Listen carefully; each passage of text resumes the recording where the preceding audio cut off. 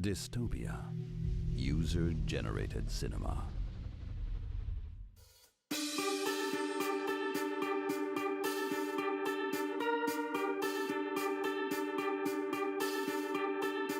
We are filming from 7 p.m. until 6 a.m. in the morning, so I have to sleep from 8 a.m. until 4 p.m. or something like that, which I didn't work yesterday. I only slept 3 hours, but I'm actually quite awake because it's a really good set, and you know, the adrenaline kicks in at some point because now it's the point in dystopia when we're in the cyberspace.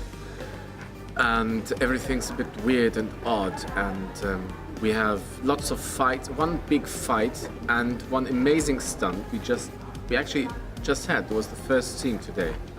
Alex, the stuntman, was jumping from, it looked like 30 meters up high into a tiny pile of cartons, and he didn't hurt himself. It looked quite spectacular. So, you know, when the day starts like that, it's already, you know, there's a lot of adrenaline pumping through the body and you're actually quite wide awake. Some of them never have been on a film set at all. Some of them, they have been involved in 3 films, and but they're really professional. I mean, it is going slow at times, but you know, that's the way it is. When you don't know your way around film and you don't know what to actually to prepare in a scene or to look for in a scene or something like that. You know, you need people who basically take you to the side and say, you know, you really have to watch this now. You have to prepare for this stuff, but otherwise I think they're doing an incredible job. I really like the main idea that all the scenes of dystopia are going to be published on the internet, and the user himself can actually edit his own version of dystopia. And I really love that idea because basically it's the first time that film and the internet really work together.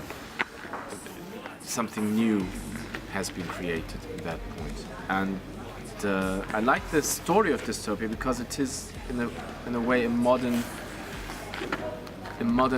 Frankenstein and Jekyll and Hyde.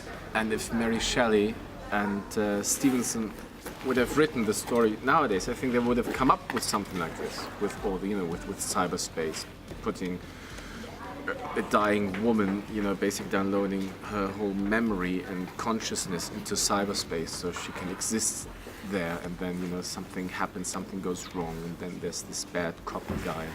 And that's what I really love, because I grew up with these old horror movies, and Frankenstein and Jekyll and Hyde were 2 of the stories I really loved. And then when I read the script and I saw that there was this parallel going on, I was going, yes, yeah.